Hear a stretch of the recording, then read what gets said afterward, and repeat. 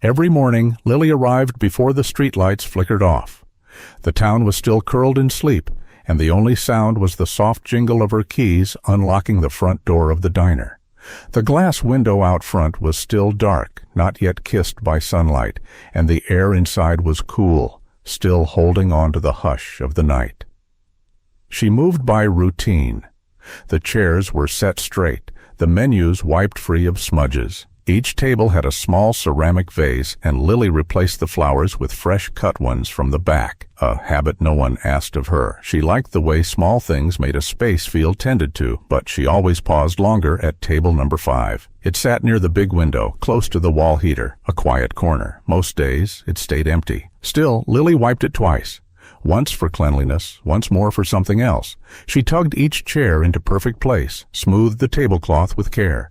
Some mornings she swapped in a nicer flower, a small yellow daisy or a single tulip when she had one. Once the manager had teased her, "You got a crush on that table?" She just smiled, said nothing. Later, folding napkins with a colleague, she confessed softly, "I don't know why, but every time I wipe that table, I feel lighter, like it's waiting for someone." No one ever sat there, but she treated it the same. Maybe even a little better. By the time the first light spilled across the sidewalk, Lily was behind the counter, tying her apron. She glanced toward the front window. Sunlight was creeping in now, brushing across table 5. Still empty, just the way it always was. The door swung open with a clatter that broke the quiet hum of breakfast hour. A group of 4 walked in. City clothes, loud voices, the kind of laughter that didn't wait for anyone else to join in. They slid into booths without looking at the menus, snapping fingers, calling across the room. Lily walked over with her notepad, calm as always. She greeted them gently. They didn't answer, just waved her off, then started arguing among themselves about what to order. One wanted eggs, then pancakes, then something else entirely. Another asked for coffee with almond milk, then sneered when told it wasn't available.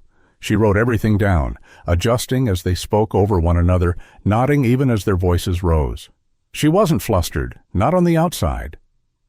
Then, as she passed by table number 5 to bring the coffee tray, one of the men leaned toward his friend and said loudly enough for the whole room to hear, "What a rustic little place. The waitress even wipes the table that nobody sits at. Must be real free around here."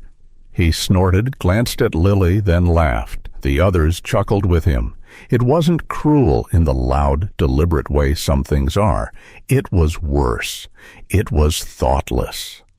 Lily didn't stop walking. She placed the cups on their table with care, then turned around, her cloth still in hand. She stood by table number 5 again, not to clean it this time, but just to rest her hand on the edge for a moment, as if grounding herself. Her cloth hung loosely in her hand. She didn't say a word. From behind the counter, the manager watched the whole thing. Later, after the lunch rush, he called her into the back. He wasn't angry, just tired. His voice was clipped. "Lily," he said, rubbing his temple, "I know you care, but you've got to be more efficient. Stop wasting time on things that don't matter." She didn't argue, just nodded. "Yes, sir." The next day, the schedule was posted on the back wall. Her name was no longer in the morning slots, just the late afternoon shift, the slow hours before dinner. No one explained why. She still showed up early. She still tied on her apron before anyone else had unlocked the front. And when she finished wiping down all the tables, she walked to table number 5, just like always, and wiped it twice. She adjusted the chairs, smoothed the cloth, changed the flower in the vase. No one noticed. No one told her to stop. But no one asked her to continue either. By the time the others came in, she had already moved behind the counter, counting out the till. The morning sun had crept back across the floor, casting that familiar square of light onto table number 5. No one had claimed it, but somehow it never felt abandoned. Lily glanced toward it once, just briefly, and then looked away. The rain had been steady all afternoon, soft but relentless. It pooled along the sidewalk edges, trickled from the awning in tired streams, and tapped against the window panes like a quiet knock no one answered.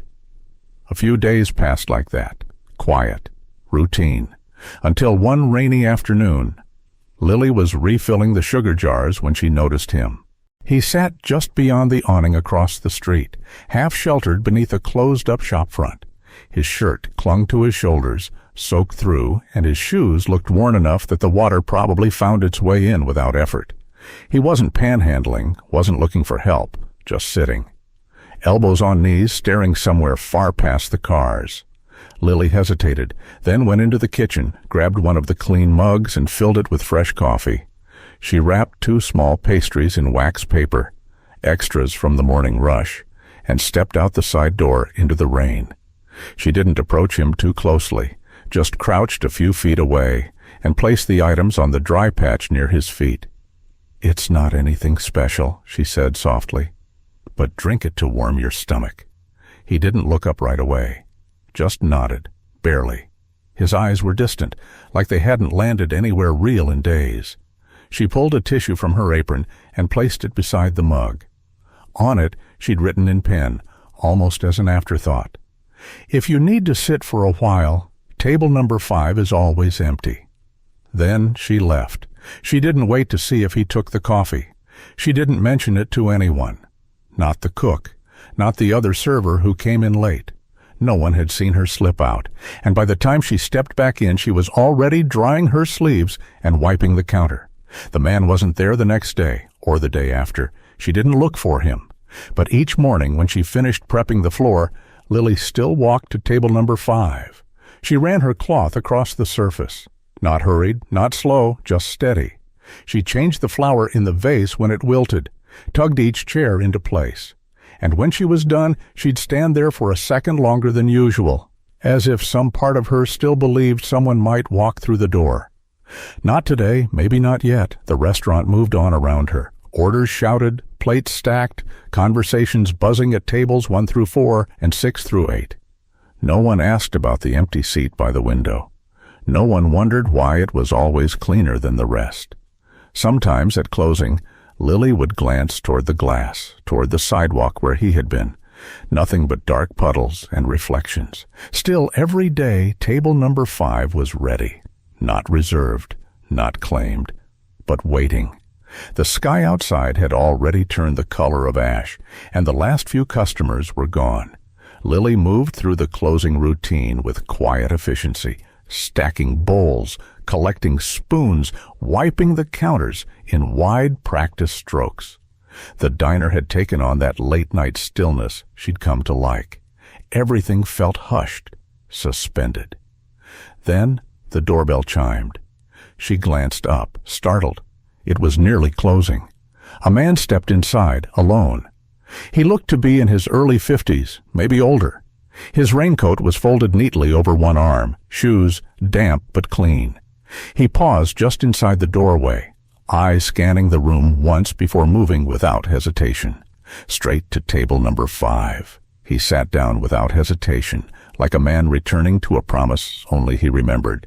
Didn't glance at the menu, didn't call her over, just folded his hands together and looked out the window, though the street beyond was nearly dark. Lily hesitated behind the counter, unsure. She wiped her hands on her apron and approached, careful, but calm. "I'm about to close," she said gently. "But if you need something..." The man turned his head, offering a small smile. "No need," he said. "I just want to sit here. One more time." Something in his voice made her pause. It wasn't sadness exactly, closer to memory. She nodded and poured him a glass of water anyway, because it felt like the right thing to do. As she set it down, he added, almost as an afterthought, "You don't remember me, but I remember you, and this table." She looked at him closely now. His face was calm, but there was something beneath, something quiet and heavy. He reached into his coat pocket and carefully unfolded a small, creased piece of tissue paper. He laid it gently on the table between them. It was stained in one corner, faint, familiar brown marks that looked like old coffee. Her eyes dropped to the words, faded but still legible in her own handwriting. "If you need to sit for a while, table number 5 is always empty." Her breath caught. She didn't speak. Neither did he. He just looked at the table, then at the vase she had filled that morning. Today it was a yellow daisy. His fingers brushed the edge of the tissue, almost like a habit, not claiming it, not returning it, just acknowledging it. The clock on the wall ticked once, loud in the stillness. Outside, the wind picked up, blowing leaves in uneven circles down the empty street, and the man did something strange. He looked at the seat across from him, the one Lily always straightened last, and smiled, small, grateful, like he was meeting someone who'd been waiting exactly there. He spoke quietly, almost like a memory finding its voice.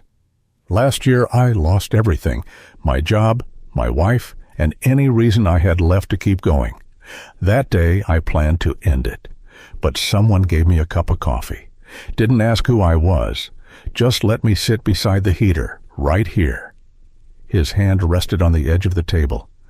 I didn't let go, but I walked away instead. Slept one night, then another. And slowly I found a way back. Promised myself if I ever made it back, I'd come here first. Lily said nothing. She didn't need to. He stood slowly, left behind no bill, no tip, just a card beside the stained tissue. James Carter, President, Revival Foundation, helping the homeless rebuild their lives. Lily stood still, her fingers grazing the edge of that old message in her handwriting. Something stirred in her chest. Not pride, not even surprise, just a quiet warmth, like the table had finally done what it was meant to do. She wasn't proud, just quiet. Then she exhaled, soft, like something unknotted inside her had finally settled.